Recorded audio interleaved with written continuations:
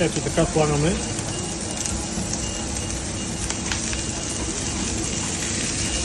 И го оставяме върху мазника.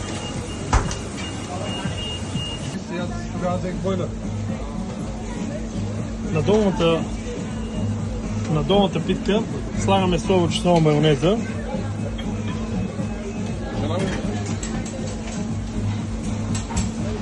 15 грама. След това айсберг, нарязан, 20 грама.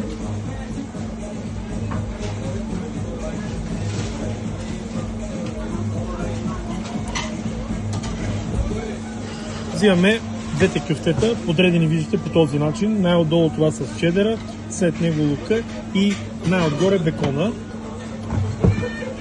Поставяме го отгоре. На горната питка не слагаме нищо. Ето тук ни е вече готовия сос. Виждате как трябва да изглежда, каква му е разликата с обикновеното чизи. С черпак номер 30 взимаме един равен черпак и заливаме ето така.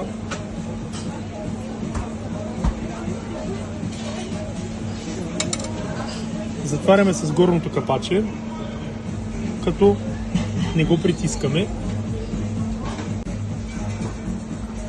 Забиваме с едно резко движение и прехвърляме бургера с картофки и кетчуп.